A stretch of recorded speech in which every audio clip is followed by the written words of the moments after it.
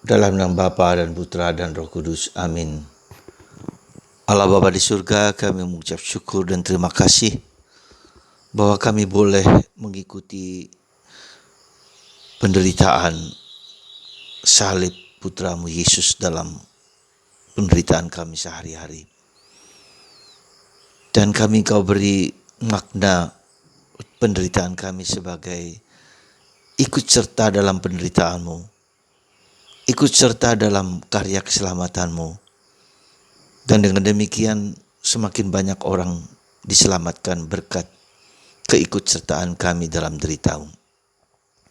Dan penderitaan kami tidaklah sebanding dengan kemuliaan yang Kau nyatakan kepada kami. Bantu kami untuk taat, setia, tabah dan kuat dalam derita hidup kami sehari-hari. Terpujilah namamu kini dan sepanjang segala masa. Amin. Para saudaraku yang terkasih dalam Kristus, salib penderitaan adalah satu misteri yang tak dapat dan tak mampu kita mengerti dengan tepat, dengan benar. Kita tidak mampu memahaminya dengan daya-daya kemanusiaan kita. Hari ini surat Paulus kepada umat di Roma mengajak kita untuk merenungkan dengan sungguh-sungguh bahwa penderitaan zaman kita ini tidak sebanding dengan kemuliaan yang Tuhan berikan kepada kita. Sekali lagi, penderitaan zaman kita ini sebesar apapun, sehebat apapun, tidak sebanding dengan kemuliaan yang Tuhan nyatakan kepada kita. Kemarin saya melihat dan mendengarkan pengalaman seseorang yang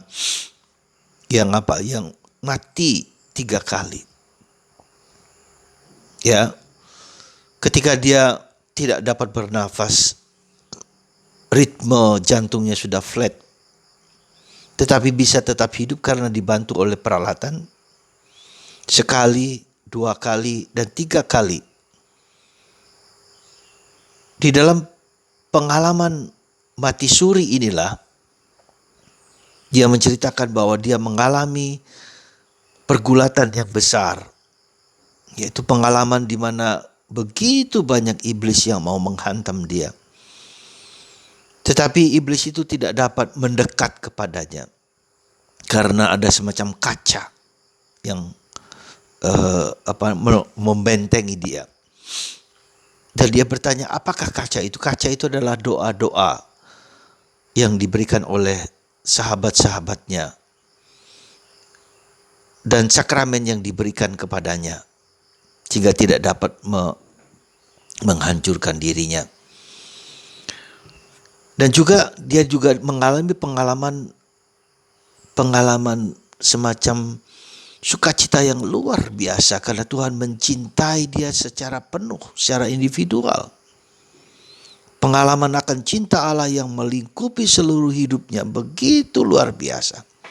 Dia bilang tak dapat dilukiskan dengan kata-kata. Begitu indahnya. Dan dia diizinkan mengalami pengalaman akan iblis, pengalaman akan cinta Allah, pengalaman akan surga, pengalaman akan kemuliaan Allah. Dan itu sungguh membahagiakan dia. Maka nanti katanya kepada suaminya, kalau nanti saya tidak lagi bisa bernafas, biarkan saya kembali kepada Tuhan. Dan dia mengatakan kembali kepada Tuhan tidak pernah boleh menakutkan kita, karena justru di sanalah kita mengalami perjumpaan kasih yang luar biasa. Meski dia mengatakan pada awal mulanya ada iblis yang mau pada saat-saat kritis seperti ini iblis mau merangkumnya, mau menggaetnya. Tapi berkat doa, berkat iman, dilindungi dan dijaga dan dipelihara. Saudaraku terkasih dalam Kristus, saya menceritakan sedikit ulang tentang hal ini untuk menunjukkan kepada kita bahwa kemuliaan yang dialami oleh ibu ini meski sangat kecil, sebetulnya lebih besar lebih daripada yang dia gambarkan. Hanya kemampuannya seperti itu. Kalau kita lihat pengalaman para kudus seperti Santa Teresa dari Avila, pengalaman akan surga yang melampaui segala pengertian pemahaman, yang melampaui segala penderitaan, yang melampaui segala kesulitan, yang melampaui segala masalah yang kita rasa sekarang ini begitu berat, tidak dapat dibandingkan dengan kemuliaan Kristus. Janji yang Tuhan berikan kepada kita. Ya, maka seperti kata Yesus, aku kembali kepada Bapa untuk menyiapkan rumah, untuk menyiapkan ruang bagimu, setiap dari kamu. Ya. Surat atau Injil Yohanes. Yesus mempersiapkan tempat bagi kita masing-masing, yang begitu luar biasa, yang tak terkirakan dan tak terlukiskan. Dengan sabda Paulus, Allah dalam diri Paulus ini, bahwa kemuliaan kita yang dijanjikan jauh melampaui penderitaan, itu menguatkan, menguduskan, dan menambahkan kita untuk terus tetap berjalan, untuk terus menerima penderitaan sebesar apapun dengan tabah, dengan kuat. Karena nanti kita akan mengalami lebih daripada yang sekarang ini kita alami. Karena itu maka kita perlu juga dengan ikhlas, dengan tulus, menerima penderitaan, menerima salib itu sebagai jalan menuju kemuliaan. Seperti Yesus juga, kita ikut Yesus. Ikut Yesus berarti ikut mengalami apa yang dialami oleh Yesus, penderitaan, salib, korban, apapun juga. Ya.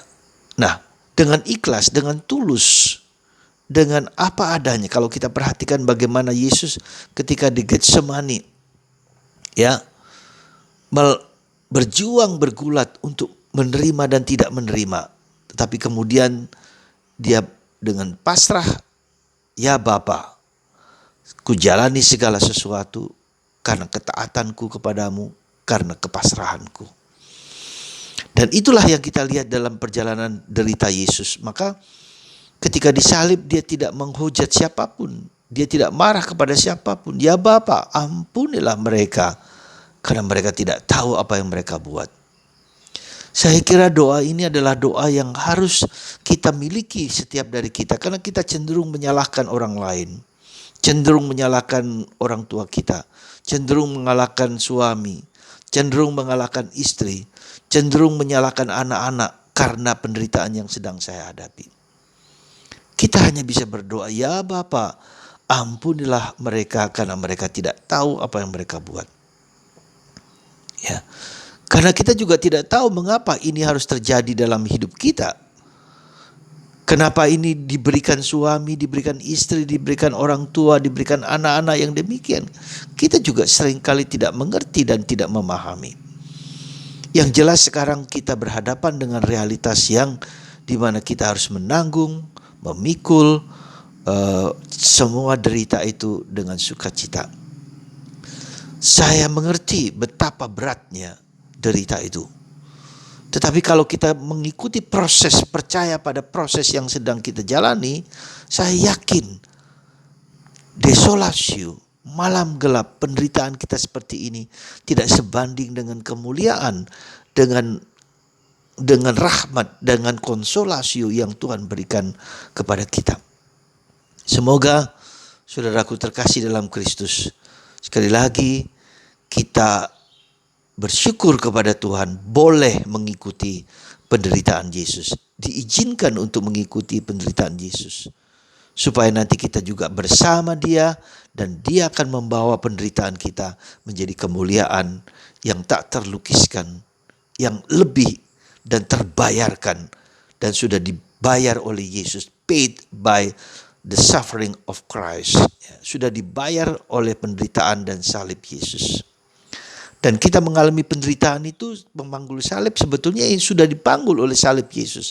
Seperti yang di belakang, Yesus sudah memanggul salibku. Kita hanya sebagai memikul sebagian kecil dari derita, dari penderitaan itu. Yesus yang memanggulnya, kita hanya mengikutinya. Ya, sebagian saja. Kalau tanpa Yesus begini, katakanlah kita memanggul salib, ini menjadi hampir tidak mungkin kita mengalami dan memanggul salib itu. Tapi Yesus di atas, kita hanya di bawah kecil, mengikuti salib Yesus berjalan dalam hidup.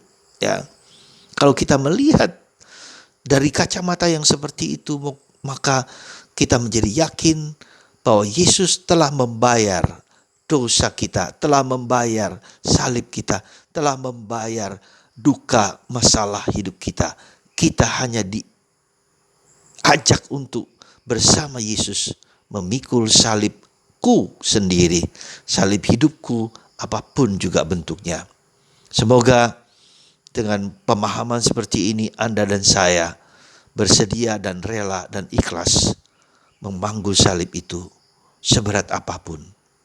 Bunda Maria hatinya tertusuk pedang karena Yesus. Anda juga tertusuk pedang karena derita Yesus dalam hidup Anda.